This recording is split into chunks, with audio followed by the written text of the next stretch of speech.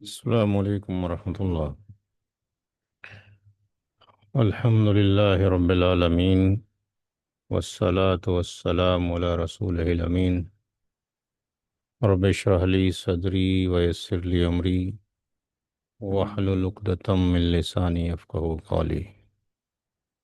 मुस्लिम inheritance का batch number 18 है और लेक्चर नंबर 10 है।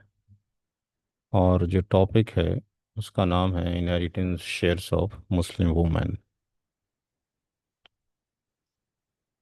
जनरली ये माना जाता है कि औरत को इस्लाम ने, शरीयत ने कम शेयर्स रखा है इनहेरिटेंस के अंदर। तो ये एक मिथ है, क्योंकि हमें उसका कोर नॉलेज नहीं है। अगर होता तो ऐसा हम ना बोलते। उसी बेस के ऊपर ये किताब लिखी गई है, जो मेरी नई किताब थी, जो इस साल आई थी। इसमें 4 चैप्टर लिए गए हैं। एक चैप्टर का नाम है कि औरत को आदमी से ज़्यादा हिस्सा मिलता है। इसका मैथमेटिकल कैलकुलेशन देखेंगे। दूसरा चैप्टर है कि औरत को आदमी के बराबर मिलता है। उसका नेक्स्ट चैप्टर है कि औरत को शेयर मिलता है और आदमियों को कभी कभी नहीं मिलता है। और उसका लास्ट चैप्टर ये है कि औरत को आदमी से कम मिलता है। तो जनरली हम लास्ट वाले को ही समझते हैं और बाकी हमारे इल्म में नहीं होते हैं। तो यहाँ पे सबसे पहला डिस्कशन करेंगे कि क्या ये बात सही है कि औरत को आदमियों से ज़्यादा मिलता है। उसके लिए मैथमेटिकल केस स्टडी चाहिए। अल्हम्दुलिल्लाह आप सारी चीज़ें पढ़ चुके हैं, तो कैलकुलेशन को अंडरस्टैंड करने में कोई दिक्कत पेश नहीं आएगी। तो यहाँ पे पहले चैप्टर में जब औरत को आदमियों से ज़्यादा मिलता है, तो यहाँ पर हमने केस 1 में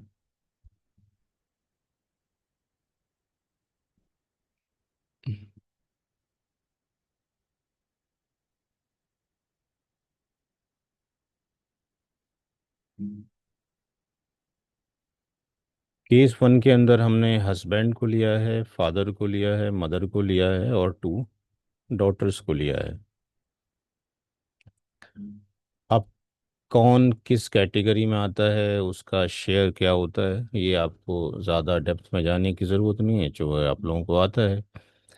हस्बैंड का शेयर औलाद की मौजूदगी में 1/4 है। अब जो औलाद है यहाँ पे डॉटर है, इसलिए वालिद साहब जो है असबा भी नफसी भी होंगे। यानी उनको फिक्स शेयर तो 1/6 जाएगा और बतौर असबा आर भी जाएगा अगर बचेगा तो। माँ का शेयर औलाद की मौजूदगी में 1/6 और 2 बेटियों का शेयर 2/3 है। इन सब का जब एडिशन करते हैं तो हम ये देखते हैं कि वो 15/12 आ रहा है। यानी ये केस क्या हो गया, ऑल का हो गया। जब ऑल का केस हो गया तो उसका तरीक़ेकार ये था कि इसके एलसीएम को हटाकर न्यूमरेटर से रिप्लेस कर दिया जाएगा। तो यहाँ पर जो वैल्यूज़ आएंगी इसकी, हस्बैंड को 20% जा रहा है, फादर को 13.33, मदर को 13.33। हमारा जो फोकस है बेसिकली इनके शेयर पे नहीं है। हमारा जो फोकस है वो है इसके ऊपर, जिसको हमने हाईलाइट किया है कि 2 बेटियां अगर इस सवाल में हो तो उनको 53.33% मिल रहा है। उनको 53.33% मिल रहा है अगर 2D हमारे पास प्रेजेंट है तो। और अगर हम उसी ही केस में 2 सन्स ले लेते हैं तो क्या होगा। तो हस्बैंड का शेयर तो 1/4 ही रहेगा, वालिद साहब का घटकर 1/6 हो जाएगा। आर यहाँ पे नहीं जाएगा, मदर का 1/6 ही जाएगा, जबकि आर तो वहाँ पे भी नहीं जा रहा चूंकि बचा ही नहीं है। माँ का शेयर 1/6 है और 2 जो सन्स हैं वो इस टाइम पे रेसिडुअरी हैं, वो प्राइमरी ईयर्स नहीं है। तो रेसिडुअरी को हमेशा प्राइमरी एयर्स को देने के बाद जो बचता है वो जाता है। तो यहाँ पर हम ये देखते हैं कि टू सन्स का जो शेयर है वो कितना होगा। क्योंकि प्राइमरी जो एयर्स हैं वो 7/12 ले गए हैं, तो उनको 5/12 मिलेगा। तो यहाँ पे सबका जब कैलकुलेशन करते हैं लास्ट में किसको कितना जा रहा है, तो टू सन्स को जो मिल रहा है वो कितना मिल रहा है। टू सन्स का जो शेयर आ रहा है वो 41.67% है। तो हम देखते हैं कि दो बेटियों का जो शेयर है जो केस वन में था वो ज़्यादा है बनिस्बत जो है दो बेटों के। तो यहाँ से ये प्रूफ हो गया कि औरतों का शेयर ऐसा नहीं है कि हर वक्त कम ही होता है, औरतों का हिस्सा मर्दों से ज़्यादा भी होता है। इस तरह के बहुत सारे सवालात इसके अंदर मौजूद हैं। एक केस स्टडी हमने आपको दे दिया है। क्लास के बाद इस पीडीएफ को आपके ग्रुप में शेयर कर दिया जाएगा ताकि बाकी सवालात आप वहाँ से देख सकें। दूसरे चैप्टर की तरफ चलते हैं जहाँ पे ये कहा गया है कि जो शेयर है वो औरतों का बराबर होता है। तो मल्टीपल केस स्टडीज़ हैं, 114 पेज की या 16 पेज की ये किताब है। वहाँ से हर एक को आप आराम आराम से पढ़ सकते हैं।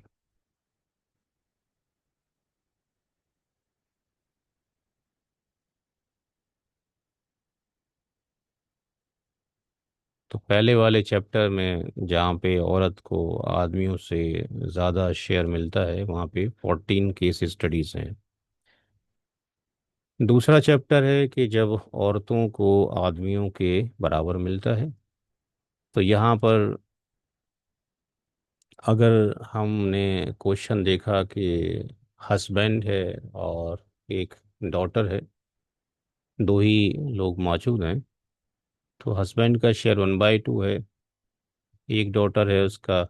हस्बैंड का शेयर 1/4 है, एक डॉटर है उसका 1/2 है। तो यहाँ पर total share of Z F करते हैं तो लेस देन 1 आ रहा है, यानी इट्स ए केस ऑफ क्या हो गया, रद्द हो गया। रद्द के केस में हमें ये मालूम है कि हस्बैंड और वाइफ को बचे हुए माल में से कुछ नहीं जाता। तो उसका रूल ये है कि सबसे पहले हस्बैंड को, या वाइफ हो तो वाइफ को दे दिया जाए। तो इस केस में हस्बैंड है उसको दे दिया गया, 3/4 बचता है। जो 3/4 जो बचता है वो किसको चला जाएगा, वो डॉटर को चला जाएगा।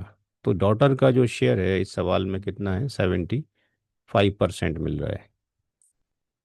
अगर केस नंबर 2 में हस्बैंड की जगह हम सन को ले लें, तो भी हम ये देखेंगे कि सन यहाँ पे जेड एफ नहीं है, सन यहाँ पे ए बी एन है, असबा भी नफसी है, रेसिडरी है।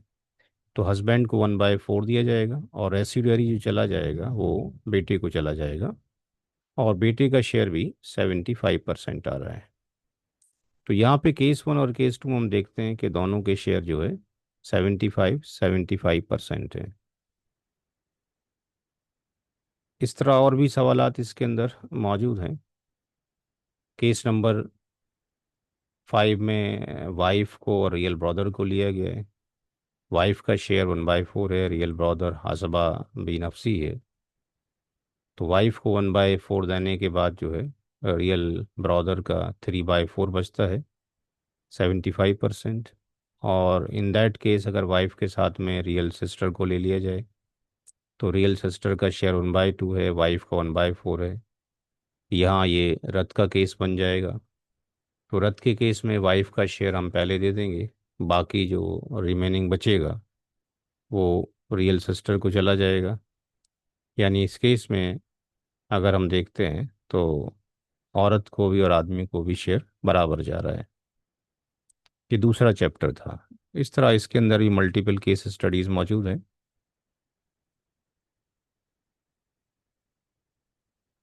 तीसरा जो चैप्टर है वो बड़ा इम्पोर्टेंट है, जिसमें औरत को तो शेयर जाता है और आदमी को नहीं जा रहा है। अब ये उन्हीं लोगों को मालूम होगा जिन्होंने कैलकुलेशन किया है, जिन्होंने अंडरस्टैंडिंग किया है। अगर किसी ने विरासत को पढ़ा ही नहीं है तो उसके लिए ये चैप्टर समझना मुश्किल है कि ऐसे कैसे पॉसिबल है।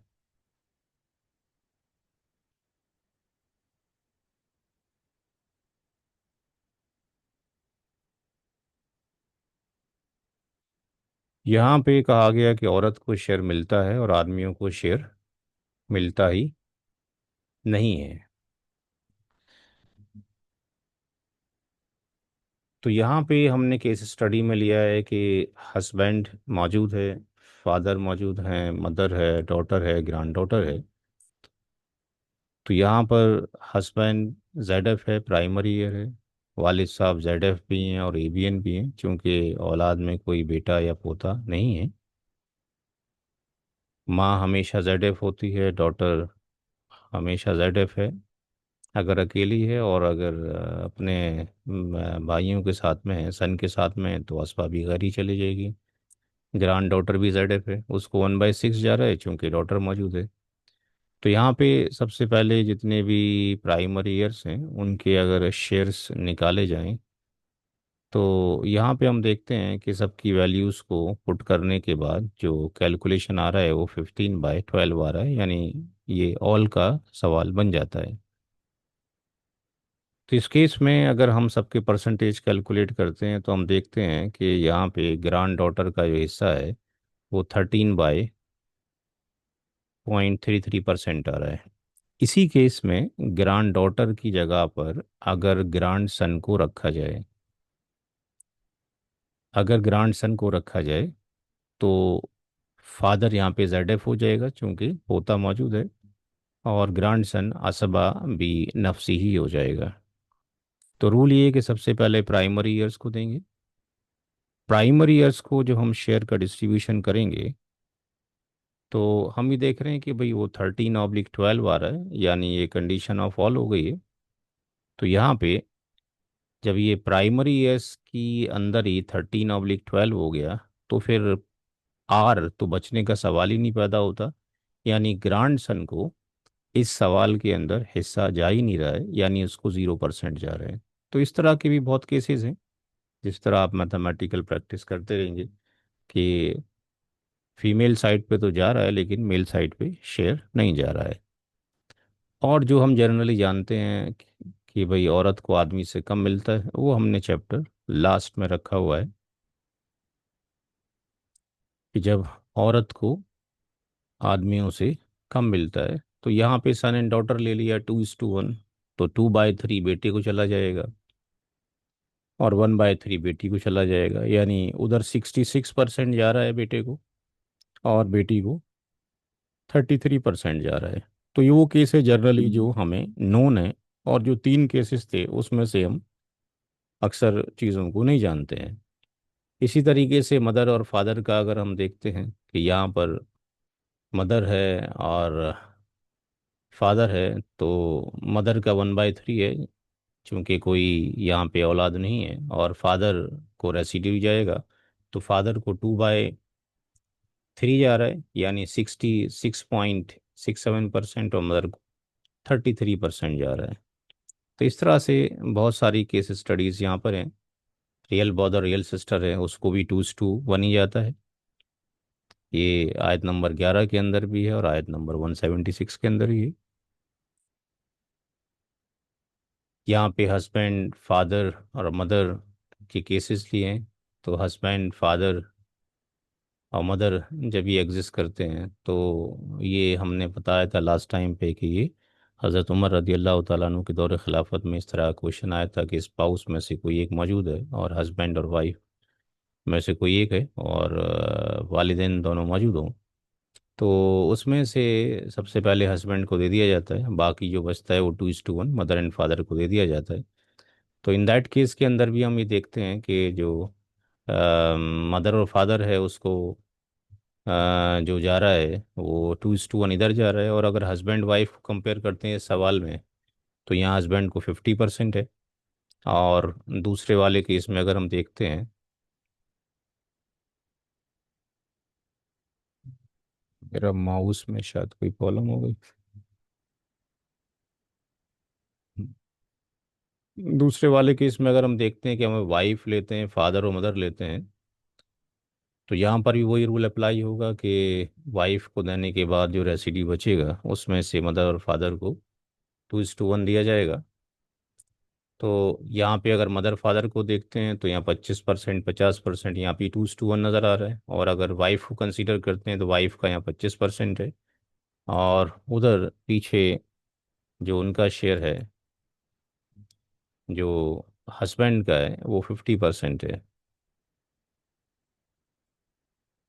यहाँ पर। तो यहाँ पे हम देखते हैं कि जो मेल एंड फीमेल हैं उनको 2:1 के अकॉर्डिंग जा रहा है। तो इस किताब को हम आपके उसमें शेयर कर देते हैं। और हमने वहाँ पे आपका ग्रुप में इंफॉर्मेशन डाल दिया है कि कमिंग सैटरडे में, कमिंग फ्राइडे में जो टॉपिक होगा वो कौन सा होगा, वो ग्रैंड सन और ग्रैंड डॉटर को लेकर होगा। और उसके अगले फ्राइडे में जो होगा वो जो टॉपिक है वो तखारुज का होगा, अपनी मर्ज़ी से अपने हिस्सों को ही छोड़ना चाहता है। और फिर उसके नेक्स्ट उसमें आपका टेक्स्ट टेस्ट है। और 5 में आपका टेस्ट होगा। और 12 तारीख से इंशाल्लाह नया एक बैच शुरू हो जाएगा, आपके ग्रुप में फॉरवर्ड कर दिया जाएगा ताकि आप उसको आगे फॉरवर्ड कर दें, ताकि ज़्यादा से ज़्यादा लोग उसको ज्वाइन कर सकें। तो आज की क्लास में काफ़ी कम लोग रहे, 3 ही हजरात रहे। पिछली बार में तो 7-8 लोग मौजूद थे, शायद आज लोगों ने देखा नहीं, या हो सकता है बिज़ी हो गए। तो आज की क्लास जो हम यहीं पे एंड करते हैं और इसको अपलोड कर देते हैं। और होमवर्क जो है हम आपको अभी भेज देंगे, वो उसी से रिलेटेड भेजेंगे जो कि multiple death in a period of time है। तो उसमें काफ़ी कैलकुलेशन होता है और सारा पुराना ब्रशअप भी हो जाता है। तो वो एक क्वेश्चन आपको सेंड कर देते हैं पूरे हफ्ते के लिए, और बाकी ये किताब आपके ग्रुप में अपलोड कर देते हैं। अस्सलाम वालेकुम रहमतुल्लाह। हाँ, अस्सलाम वालेकुम।